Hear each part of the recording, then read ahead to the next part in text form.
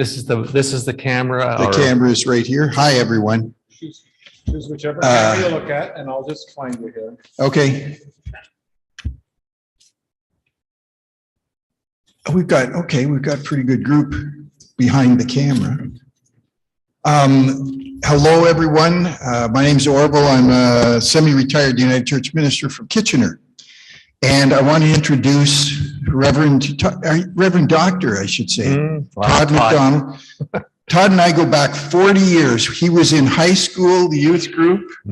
I had his baby sister in a confirmation class, and we played great hockey together in a church league. And I have no witnesses to refute that. So we were great, weren't we? Todd went to Queen's, graduated in 90. He served 3 different charges, beginning in Newfoundland, a couple in Southern Ontario, got a doctorate from the Toronto School of Theology in leadership practices.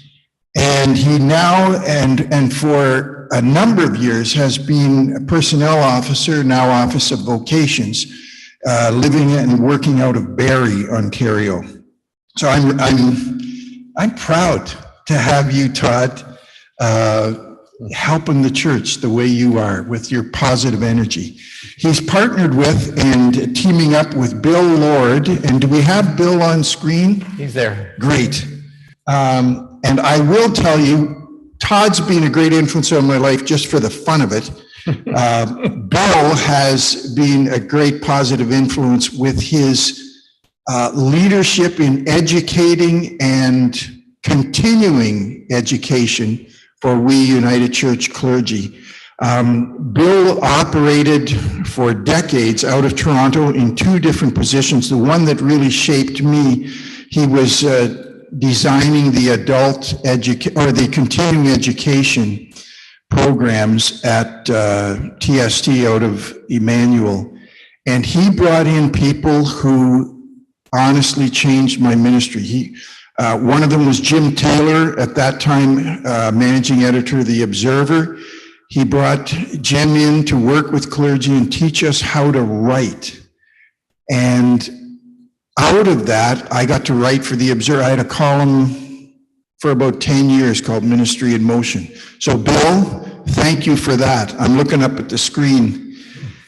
Then he brought in James Fowler, who did Stages of Faith, and I worked with him, and that just opened up my understanding of how you can't do sermons that are one size fits all. You have to know the context and the people and the diversity of your people. Stages of Faith. So again, Bill, I thank you for that. And the last one that really shaped me was he brought in Bill Easom, a Methodist pastor from the States who had written a famous book called Dancing with Dinosaurs. It was kind of pre-John Pentland and Fishing Tips. But again, it helped me be a gentle, evangelical, joyful witness without the hardcore American evangelicalism.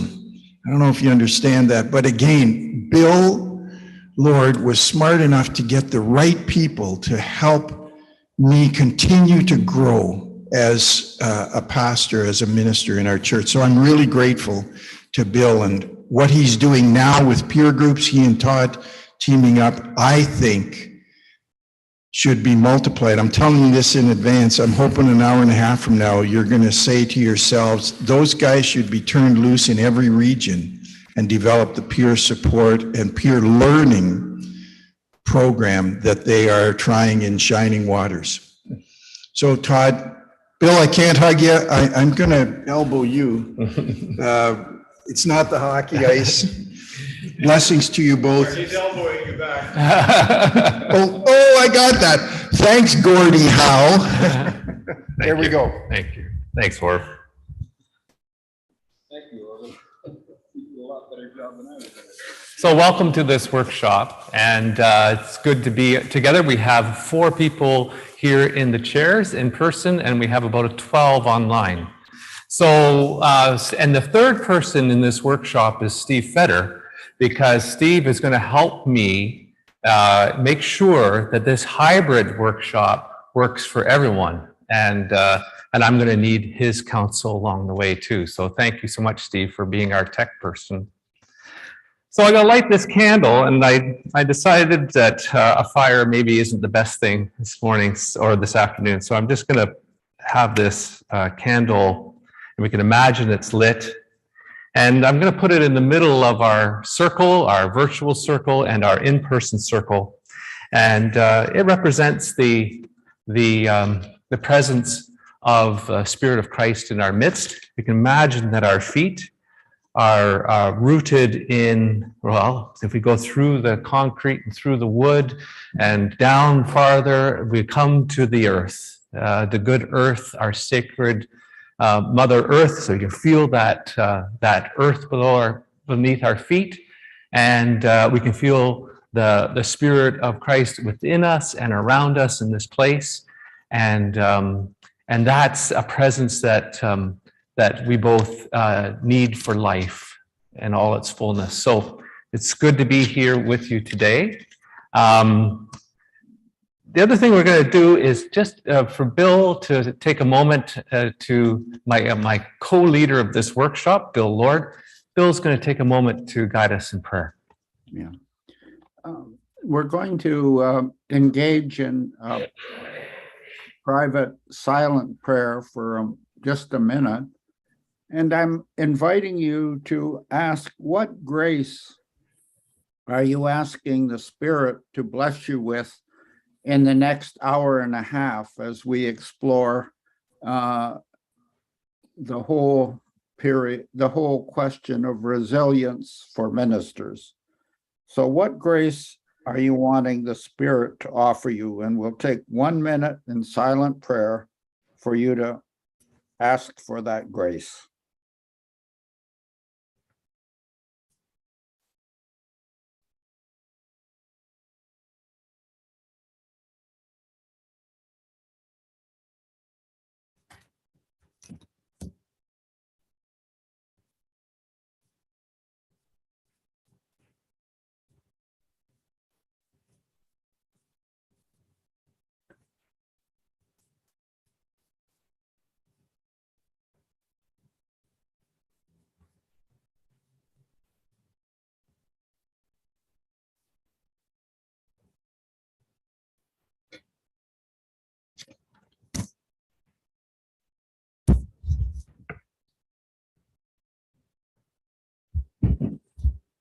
Amen.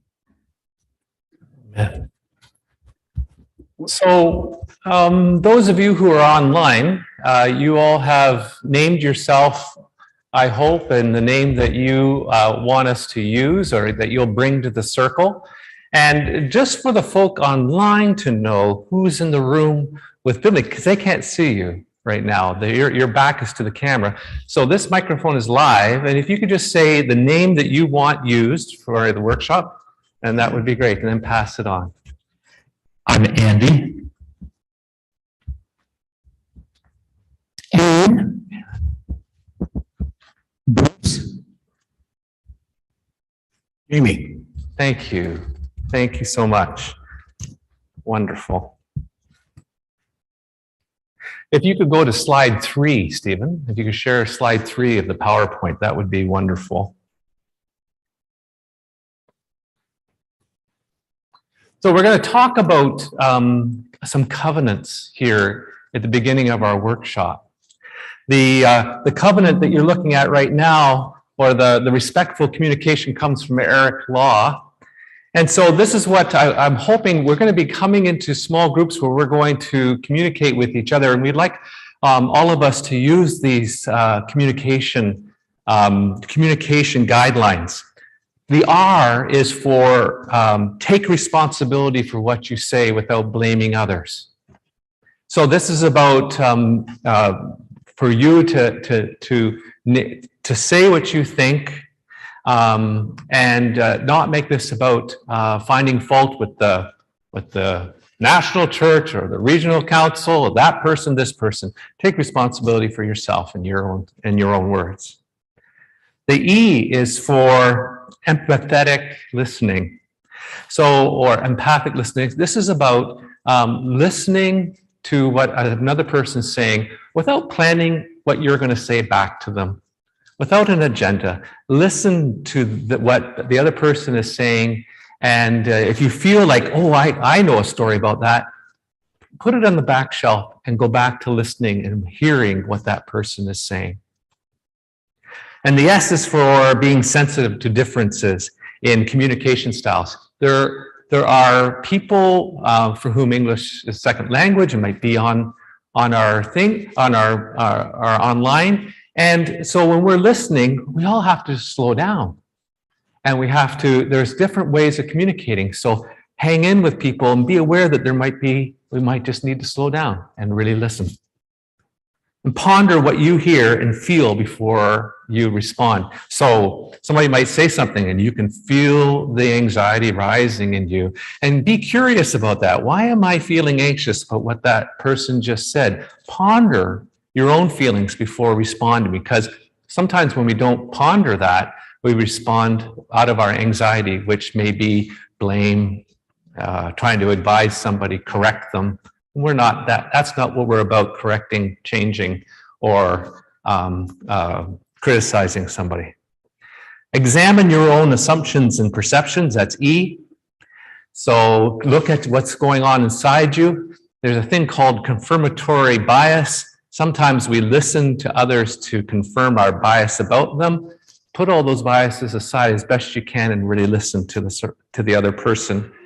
And keep confidentiality. There might be times where somebody shares a story, and so it's important to keep that story confidential and pull out of that story with permission what you learned.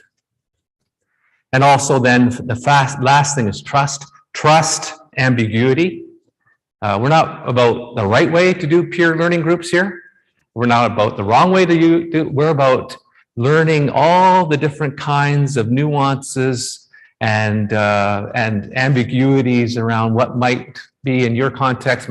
So we're all going to be different. And so let's trust that ambiguity and not say there's just one way. And then from Bill and myself at the very end here, under all this respectful communication, listening for the communication of the Spirit here and within us. And in the voices of others. And that's the last thing we want to say about respectful communication. So and Bill and I have a covenant. So that's a covenant with each other, how we're going to speak to each other. Bill and I have a covenant. Bill and I are going to be like a jazz band. So when you're in a jazz band and you're soloing, I play trombone. When you're soloing and somebody else wants in, and you see that the sax player wants in, he wants to ad-lib for a while, or she wants to ad-lib for a while, you get out of the way.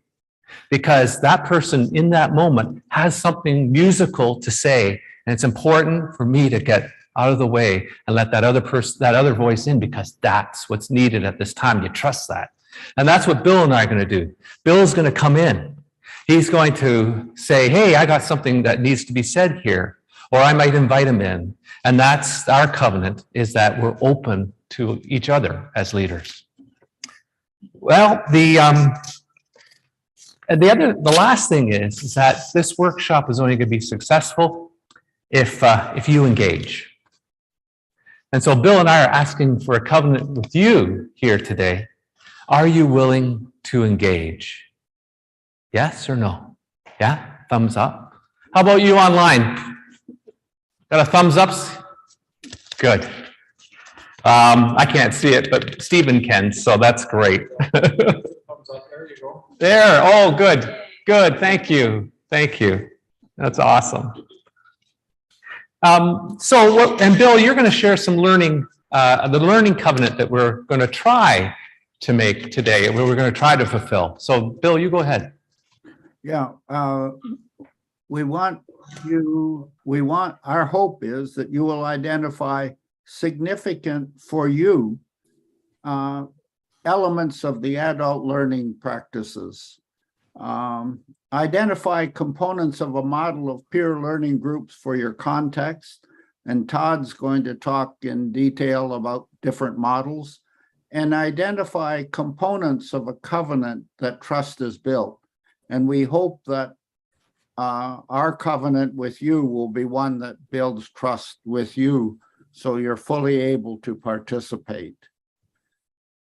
So now we're going to move, I'm going to do a brief presentation on adult learning, and we'll need the next slide. Years ago, and I'm going to speak to you out of my experience as a lifelong learner, someone who's calls himself learning theorist, and someone who has had 5 years experience of leading a peer learning group in Guelph after I retired. And so I'm over the years have been support, spiritual director, coach, and compassionate listener to a number of ministers who are in the church. So it's out of that experience that I'm going to talk. And I begin with a statement that I discovered years ago from Dr. Malcolm Knowles, who was professor of adult learning at Boston University. And he said, there's an important distinction. Pedagogy is the art and science of teaching children and youth. And then he developed the phrase andragogy is the art and science of helping adults learn. And so we're about, as we think about peer groups, the art and science of helping adults learn. Next slide. Over the years, I've struggled with people who want to use education and learning as words that are interchangeable, and they're not. So I want to talk for a moment about the educational mindset and the learning mindset. In the educational mindset, and most of us have participated in that for at least 1 or 2 or more degrees, when we assume that someone else takes the responsibility to determine what we need to know. So there's an external process that identifies a body of content that is basic, an identified teacher, students, and some sort of evaluation. And all of us know exactly what that means. But a learning mindset, in a learning mindset, we assume that there's an internal process, and we personally take responsibility for owning that.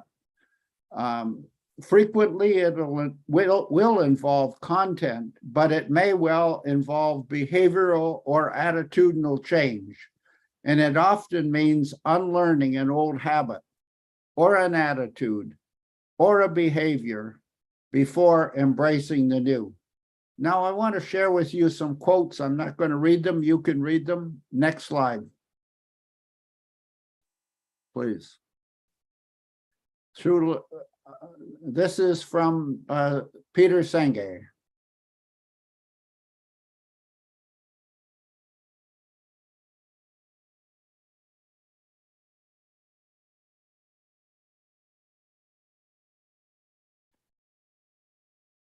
Focus on learning and relearning. Next slide, please.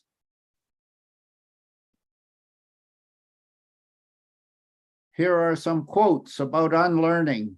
My experience is most people think you can talk about learning without talking about unlearning. Read these and reflect.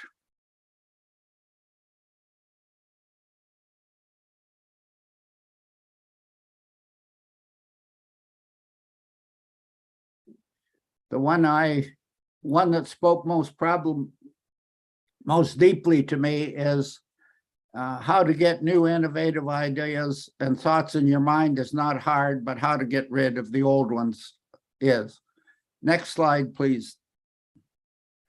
I did research with 20 clergy about their lifelong learning experience in continuing ed a few years ago. And I got this quote from Frank Meadows that captures it as a metaphor better than anything I can. So read it and reflect.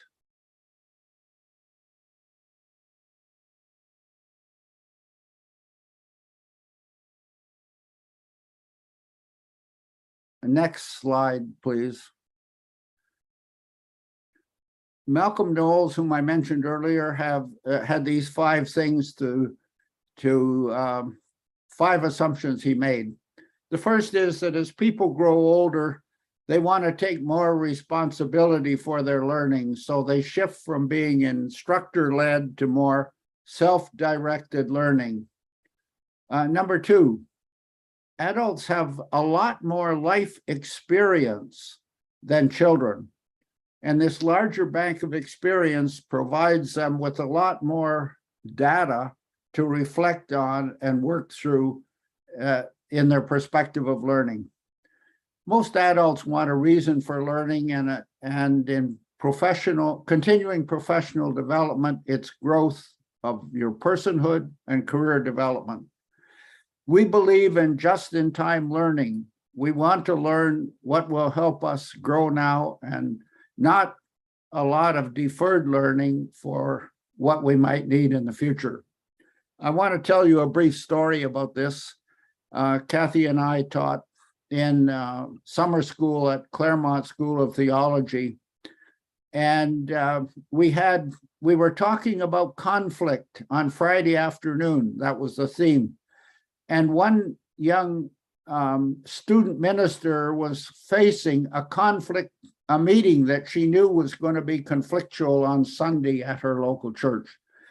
And so we invited and she talked very openly about the fear she had and what it was going to do in splitting the church and that kind of thing. So we used her case as an example. And so we talked deeply about it. People offered suggestions. We helped her clarify what her approach was. And she left there with several ideas that would help her. Well, I knew that the miracle happened when she arrived for class on Monday because she was walking 5 foot off the floor. And she described the process of how it was just in time learning for her. And the meeting went well, and she was so pleased. And I suspect she learned more about conflict out of that experience than she would have otherwise. And so the 5th thing he talks about in youth, we often learn things because some significant adult told us to learn it in our life. But as adults, we take more control of our learning, which involves both discovery of new content, new behaviors, new attitudes, and productive change. Next slide, please. And so we focused on learning, and which is an essential in the peer groups.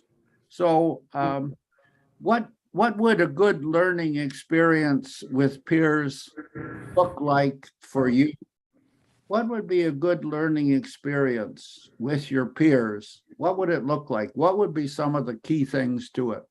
And Todd or Stephen, I don't know who's looking after the grouping, but we need to break into some peer groups to discuss that for 10 minutes. Thanks, Bill. So what we're going to do, folks, is we're going to keep 3 to a group online. And so we're actually going to give this a little bit longer. We're going to give this 15 minutes because there's 3 people. So you can be aware that's about 5 5 minutes each. And we don't want this to be a back and forth, but allow each person 5 minutes to speak about what has been in the past, or what would be a good learning experience of peers, and what would that look like.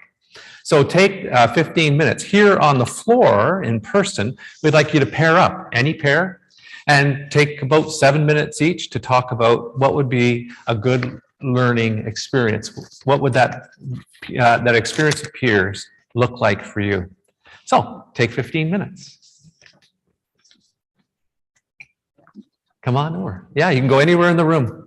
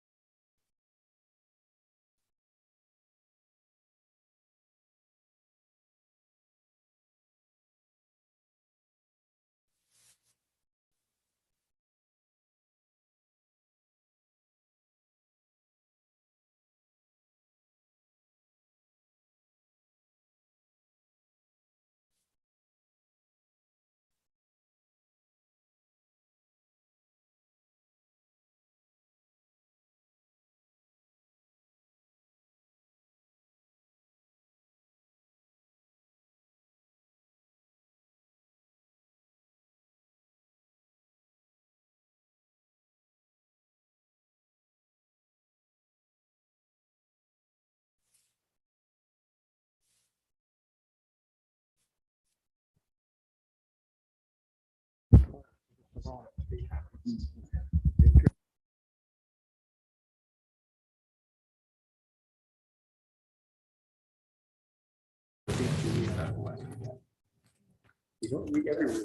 then eventually.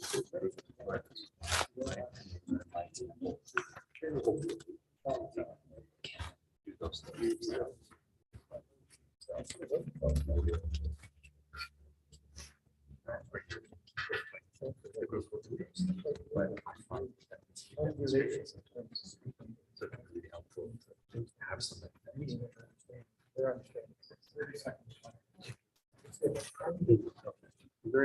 Seeing something.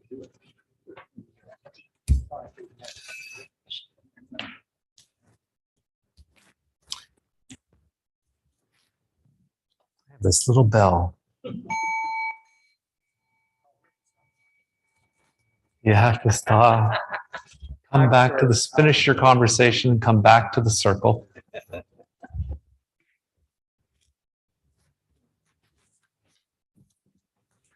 So if you're going to be able to be together again. And one thing I wanted to say at the end of your time in your pairs and try is to say thank you to each other. And I think that's a wonderful practice because you do share at a very vulnerable level with people in this setting. So that's wonderful. Bill, are you there? I'm here. Wonderful. So Bill, let's hear some things in the chat. So those of you who are online, if you would throw some things in the chat, one word to describe, or maybe 3 or 4 words to describe a good learning experience. What's one of the words when I was talking with Stephen? One of the words that I would say after listening to Stephen is the word vulnerable.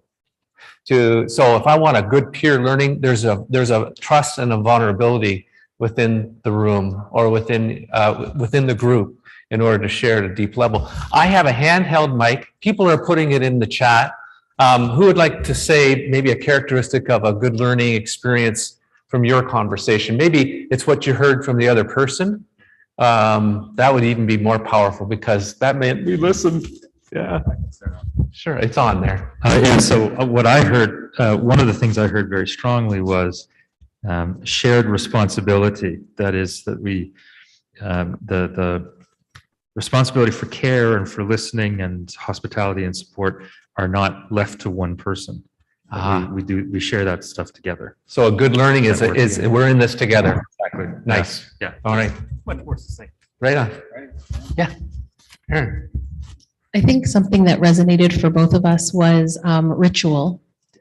Coming into a learning space with intention and sort of a shared ritual to open up that space together. Intention. So being very clear, maybe it's sharing Eric Law's respect, something that you do over and over again as a discipline, a ritual, lighting a candle, somebody worshiping. Thank you. Who else? Jamie? Sorry. Yep, Jamie. Being in small groups really is a better way for facilitating that learning experience. Being in small groups. Yes. And so not huge groups. Yeah. Okay. Yeah. But this is small. Yeah, this is a small group. You want to share something, Bruce? It's Jane's idea, actually. It's just I thought it was good. Is that ongoing to be consistent, that not just once often isn't enough in terms of having people involved in those kinds of Please discussions. speak directly into the mic. We can't hear you. Sorry. To just have this once or twice, but have that discussion. Let me read some of what's come up online here. We've got Bonnie saying authenticity. Joy says invite sharing and feedback. Susan says common vision. Barbara says intentional time. Nina says reciprocality. Everyone learns and shares. And Nabucco adds creativity. John Buttars says, we didn't do what you asked, but maybe getting caught up on relationships. Nice. So maybe enjoying being in each other's presence is important. Mhm. So that's an interesting reflection on having not followed the rules. Yeah. But, that's what these groups are for, right? Hmm. Paul in Maryland says acceptance of feelings and listening. Hmm. And Bonnie adds, not trying to solve others' problems. No correcting, no advising. Yes. Yeah. And Susan adds, trying not to be judgmental. Yes. Thank you. Wonderful. Is that all of them from the chat? That's what I'm seeing on the chat right now, Todd. Wonderful. Thank you. Well, thank you all for the sharing that happened both within this room and online. Really grateful for that. And so what we want to do now is we're going to shift a little bit now to talking about peer learning groups or clergy peer learning groups. Because a lot of the time, we want to talk about learning because that's the point, that's the focus for it. But now we want to just talk a little bit about some research that's been done. The Lilly Foundation sponsored thousands of clergy peer learning groups over the late 90s and into the early 2000s and compiled the research. And so what I want to do with you now is start to talk about components and about peer learning groups. And from the research and what they discovered when they surveyed these ministers that were involved in this. So that first, the next slide, Steve. And one more, it kind of cascades a little bit. So what they learned, the benefits of clergy peer learning groups, what they learned was that ministers who participate in them are better at balancing their personal life and their ministry life. And you think that's counterintuitive. Like, where am I going to get time to be part of a peer learning group? Well, these ministers found out that because they were part of peer learning groups, they actually got better at balancing their personal and their work life, which was a bit of an eyebrow raiser for me. My eyebrows can get very high. Yes. That they also discovered that ministers who are part of peer learning groups are more active in the community, reaching out into the community and their congregations with them. They become very much more outward looking rather than just inward, being an island in a great sea in their community. No, they start to get very interested in their community and the kind of sharing that they experienced in the peer learning group, the shared ministry, they start to live out in the community with other community churches, in their community with other ministers. There's this opening up to what's going on among them. And they also discovered that shared projects of whatever, some addressing a need in the community. Now these churches are starting to band together. They discovered that too. And the last thing that they discovered, and this is not the only thing, but the last thing that I'm going to bring this afternoon is that ministers with a history of being in peer learning groups, they have found that their congregations grow in vision and in ministry as well. So as a minister is growing and supported and learning with his or her peers or their peers, their congregations also grow in their vision and their ministry as well. Part of what being in a peer learning group is being bringing back what you learn. Go on to the next slide. So what is a peer learning group? A peer learning group is, first of all, a group of people around with their peers, around their calling. So people have asked, like, why aren't lay leaders part of peer learning groups along with ministers? And what they've learned is that ministers need the space to be with colleagues. When Stephen and I were talking, he was saying, I need to be with people who know what I'm going through as a ministry personnel. And so it's important that be a space for people who know what it's like to have to deal with the funeral of a child, for instance. And that just-in-time learning. What do we need to learn today, just in time, for me to be okay? And what Bill was talking about, that young woman who is part of his group.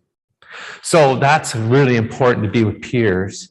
The second thing is that they make an intentional covenant together.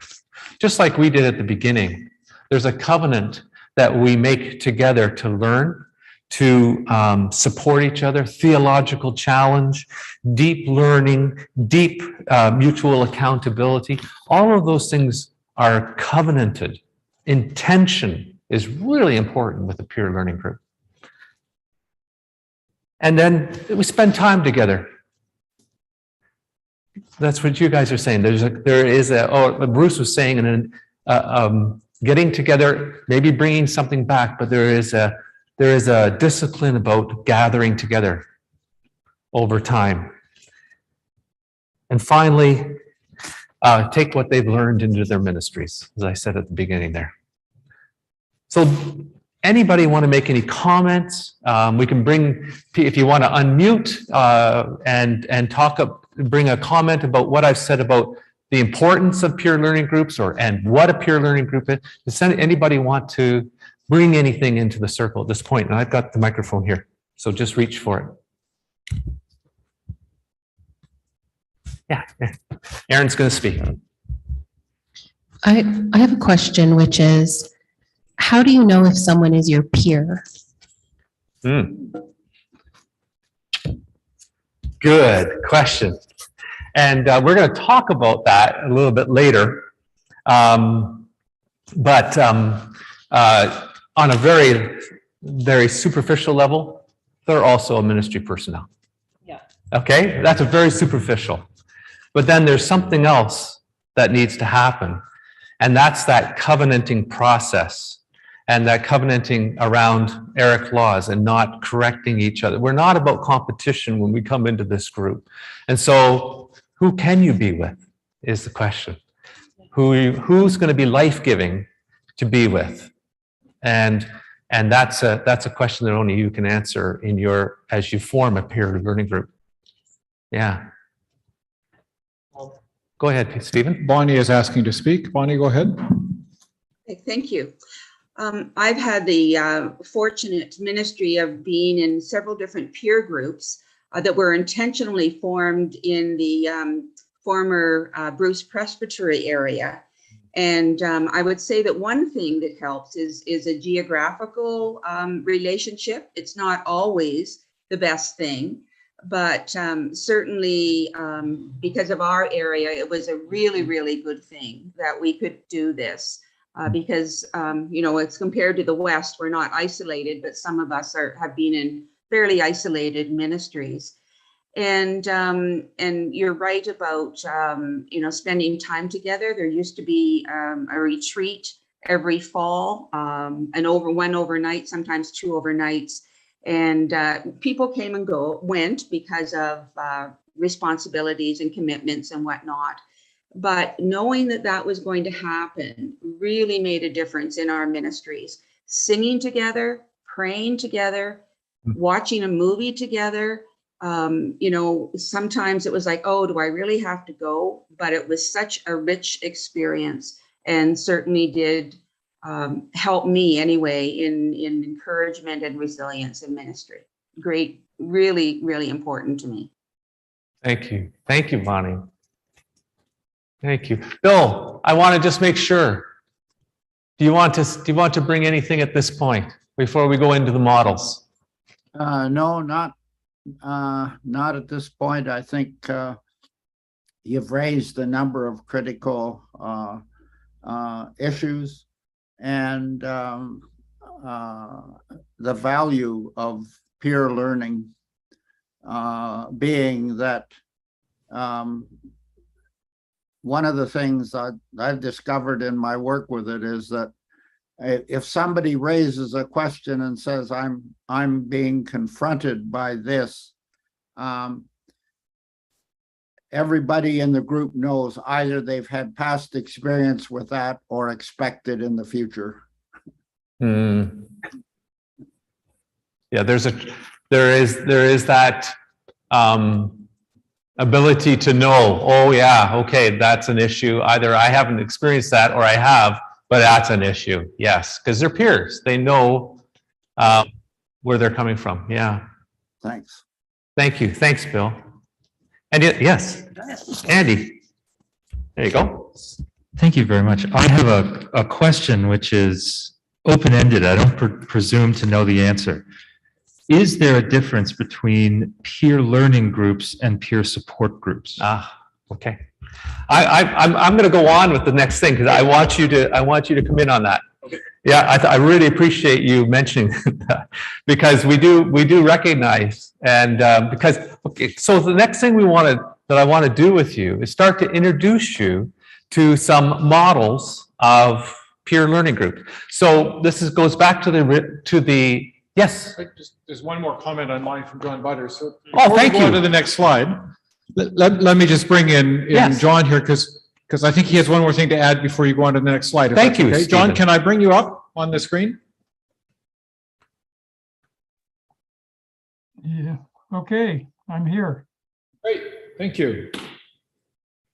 So thanks to Bill Lord, I've actually facilitated 2 peer learning groups. And this is just a follow-up to Bonnie's comment about the significance of peer learning groups. And I was in a peer learning group. I've been in several peer learning groups, support groups, since 1971, a year after ordination. And I was in a group for the whole of my quote professional career. But in the 2 groups that I facilitated, particularly the second one, participants said we would never be able to share what we share in a church, what we do here in a church court to which we are accountable.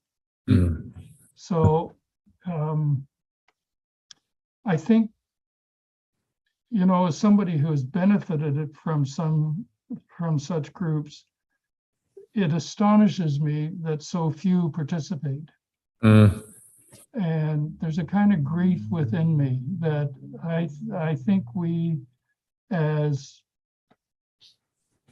church leaders are selling ourselves and the church short because we don't take, this is just a plug for what Todd and Bill are trying to promote. Thank you. Thank you, John. Appreciate that so much. Yeah. I mean, we're talking about resiliency here. We're talking about, and Stephen said that reminded me in my conversation with him earlier, is that this is a post-pandemic time. And so John identifies this isolation that some ministers experience pre-pandemic. But I think that especially at this time, as we transition, as we are moving into, and the decision-making that's happening, to be able to learn and that word support each other by providing a safe space to have these conversations, to do that just-in-time learning is especially important. I want to go into describing some of these models, and I'm actually going to, if it's okay, there's 5 models. I'm going to ask you if you could read what's up on the slide there, Andy. So one more slide, and we'll all listen to Model 1, called Radical Agency Groups. So this is Model 1. With an appointed facilitator, a self-selected group prepares a proposal for the focus of peer learning group, and then a 2-year journey with the same facilitator. The group covenants together, and the implementation of the proposal is self-managed. One example of a focus would be to explore faith and money together. Groups are made up of one denomination's ministers. Thank you, Andy. As you listen to each of these models, think about what makes up these models. What are the components? What are the characteristics of these models that catch your eye? For instance, in this one, it has an appointed facilitator. That's one characteristic of this group. That's what John Buttars and Bill have led, have been this facilitator. Aaron, would you read the second one? Yes. One more slide there, Stephen. Sorry. It's okay. Model 2, Holy Friendships. This self-selected group focuses on refreshment, food, rest, hospitality, spiritual renewal, and creativity with no institutional restraint. Does not require a trained facilitator, self-directed, encourage friends already to gather to explore new learnings and leadership freedom, let their hair down with clergy like them. Groups can be ecumenical. A 2-year program requires goals and funding proposal, a mid-year report, and final report evaluation. All right, thank you. So that's Holy Friendships, Model 2. What are the components of that that's quite unique? We'll come back to that. Are you okay? Are you comfortable, Bruce, to read Model 3? Sure. Good, great. And speak right into that microphone as Stephen said. Model 3, green spaces. How's that? Self-selected and self-managed. Each group crafts a proposal for an annual seed grant. Each group takes responsibility for their learning with little structure and little coaching from program personnel. Goal, both by individuals and group, are required in proposal. Focuses on new ways of leadership and place to share rich array of perspectives and opinions. That's probably good there, Bruce. That's great. Thank you. Wonderful. So what are the unique things about that model in green spaces? You notice that they have a specific learning focus, new leadership. Model 4.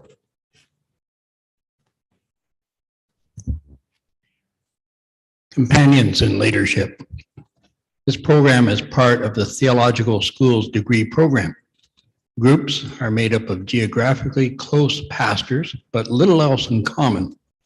Groups are organized around spiritual practice, deep listening, meditation, and active reflection.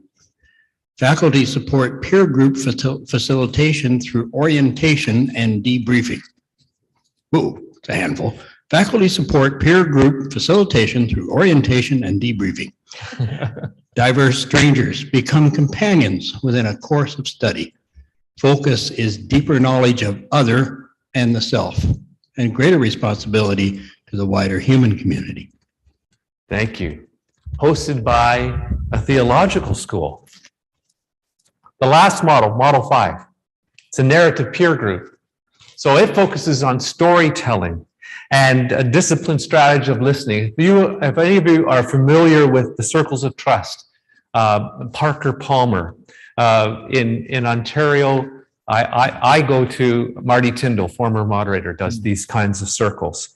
So there's a rich, this one assumes that at the core, that the experiences of the members is the wisdom, and it has a deep core wisdom to share.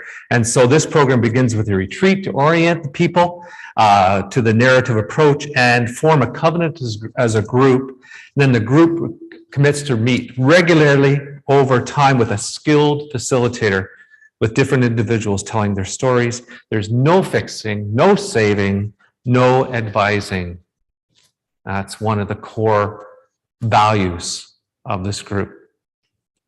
So those are 5 models that were experimented with as part of the Lilly Foundation's research project. And so there's some components in there. Bill, I'd like you to come back now because I know you've been journaling some of the components that you saw in the 5 models. Why don't you, if you could speak aloud, some of those that you saw. Yeah, first was whether it's facilitated or not. And one of the comments, and I don't know what John would respond to this, but one of the comments, or more than one comment from the group that I led was, thank goodness we could come to something we didn't have to plan. And there was a feeling of a trusted leader who took responsibility for them. And I sent out the week before each of the sessions either a topic or a case study or something like that that helped people prepare. And I was always amazed by the number of people who brought their answers in written form and read them. So it indicated they really took seriously their work. The other is, to what extent, how is evaluation conducted? For most people, I think there's a problem with how to do evaluation, because evaluation is sort of seen as, well, that worked, that didn't work, whatever. And no, what criteria would we use to evaluate? So I think it's not just enough to say the group will prepare a report at the end of a year or 6 months or whatever, but that they have some criteria by which they determine.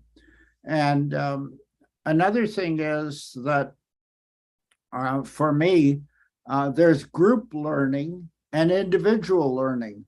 And so in group learning, I mean by that, we begin to learn to trust other people, build relationships, identify a common purpose that we can all commit to, respect psychological safety, and increase our abilities to do listening skills.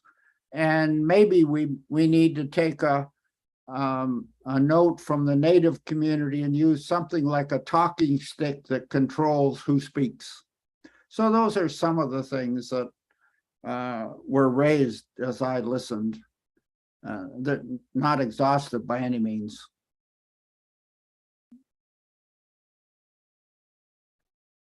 So in the chat, those of you who are online, and Stephen will bring it back into the circle, and those of you who are here, and you can just say it to me and I'll repeat it back. But what are some of the components of learning that you saw in there as you listened to the different models? Some of them I saw that were rooted in institutions, in the programs of an institution. Yes. Like the time period. Okay, so the time period to get together. Funding, yes. Some of them had funding, some of them maybe didn't, or some models don't. What others? Yeah, Andy. Goal-based or sort of Goal, focus-based? Yes, thank you. So the institution was imposing some focus on those groups. Others it was totally open. Self-selected. Some of them were I'm going to put it up here. Self-selected. Some, like the theological college brought people together, and then they were strangers and became companions. So self-selected is people chose who they wanted to be with in this group. Yeah, and Erin's just saying that she did that in her theological education. Anything from the chat, Stephen? Nothing on the chat yet? No? Okay, that's great. goal setting. And some goals, yes. So the goal setting here, the goal-based or focus-based. Yeah. So what we're going to do is we're going to ask you to go back, and we don't have very much time, 10 minutes. But go back into your groups that you were before, being aware that in one of the groups there's 4 people. So it's going to have to, I'm going to split that group, Todd, because it turned out there were 5. Wonderful. There's a husband and wife couple that were a part of that group. So I will put them together with one person and put 2 others into another group. So there'd be one group of 3 or 3 groups of 3 and another group of another couple of groups of 2. Well, Stephen, that's brilliant. Thank you. And so this time, what we would like you to look at in the question, and I'll just we can put this up on this, it's not on the slide.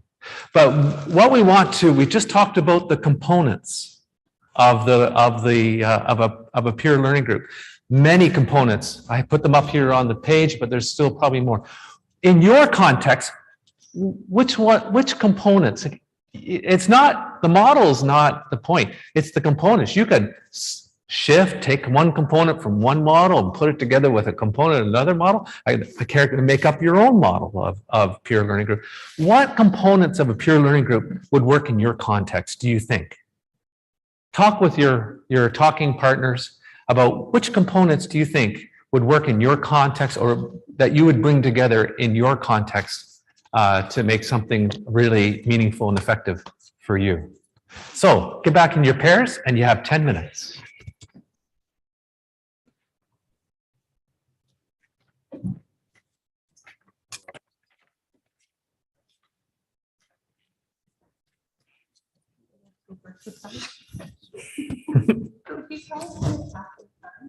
Oh, sure.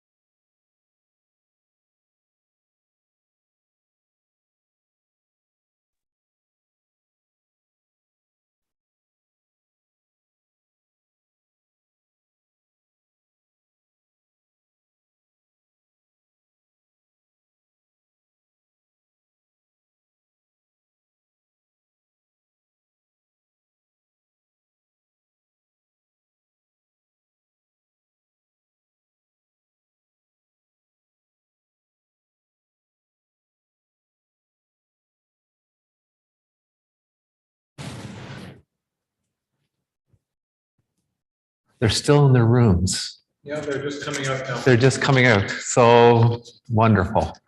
I hope that was helpful. That was great. Awesome, eh? Just to be able to kind of start to pull some of that stuff and hear somebody else cooking about that. Yeah. Right? Oh, I got an advisory group together in Shining Waters.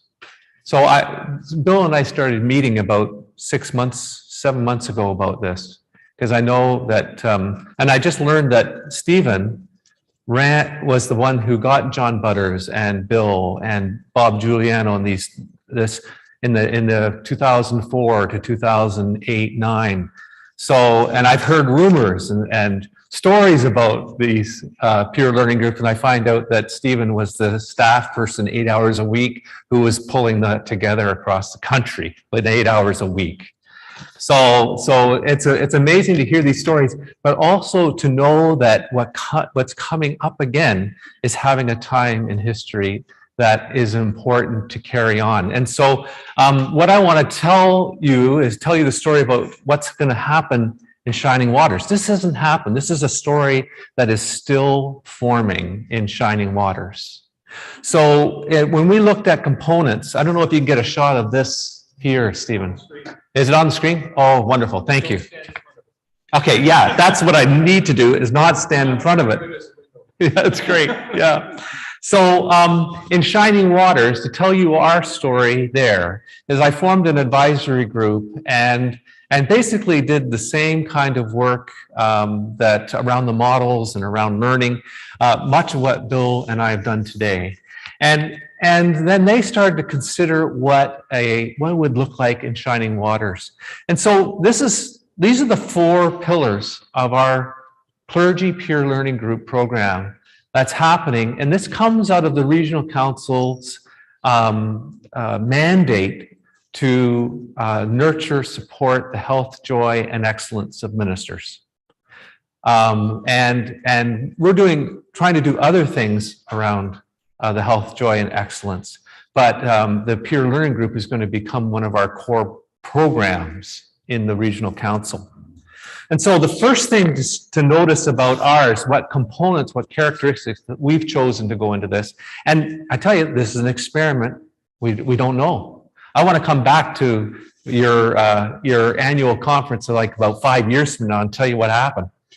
But we want it rooted in the United Church direction. So when we invite people to put forth their learning proposal or the things that they want to learn, we want it to be rooted in deep spirituality, bold discipleship, or daring justice.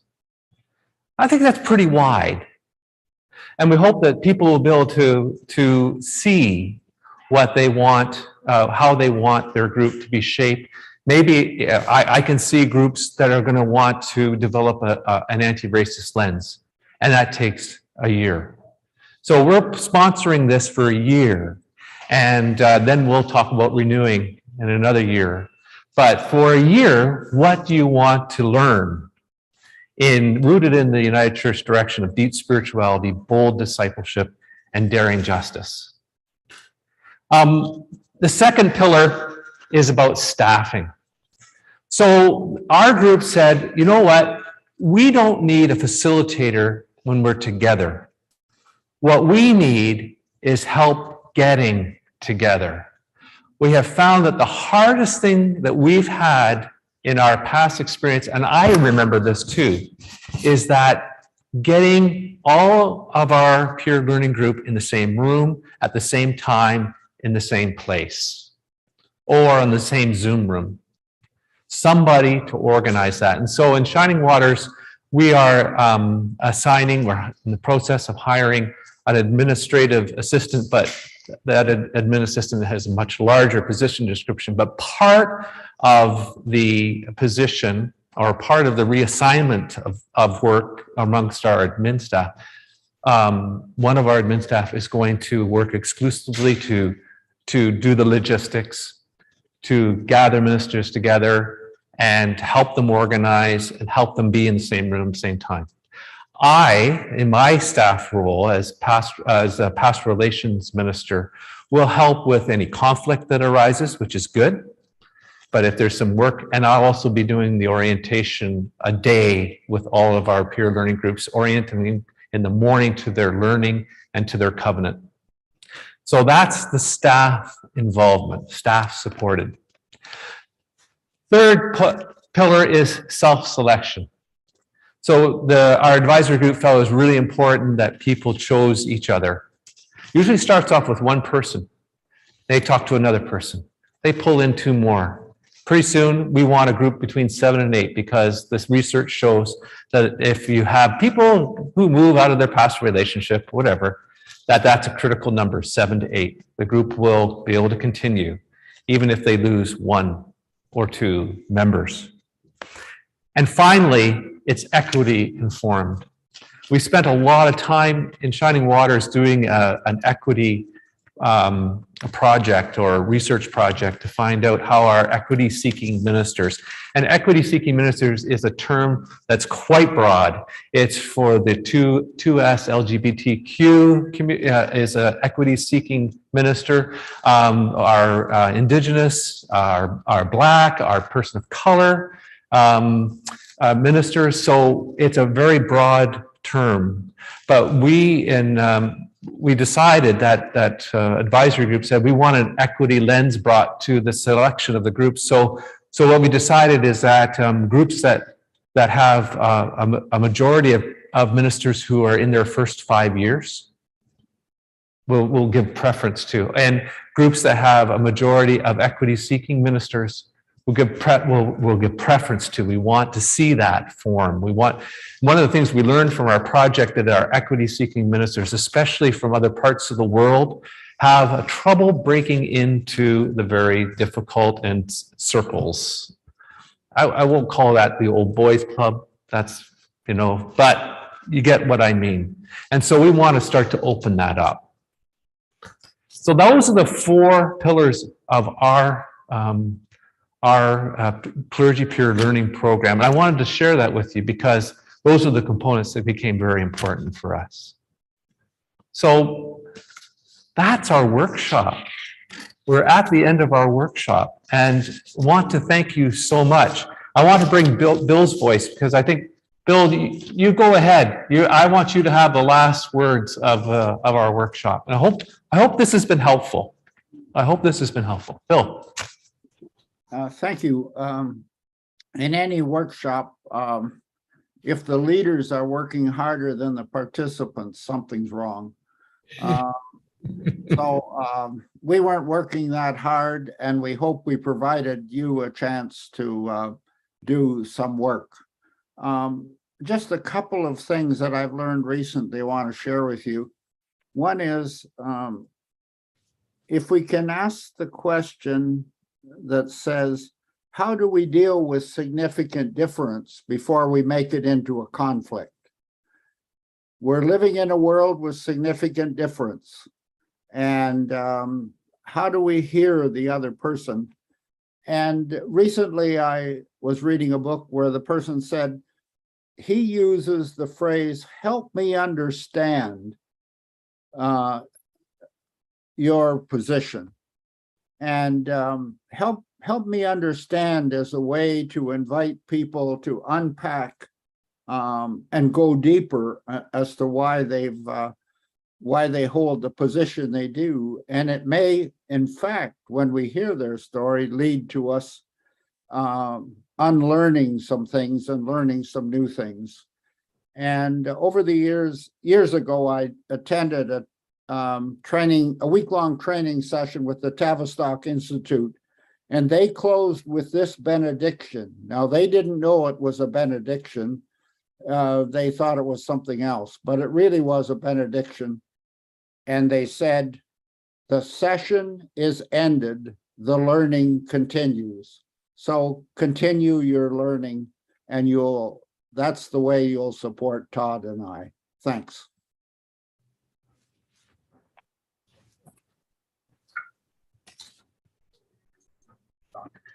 Oh, yeah. Do you want it on?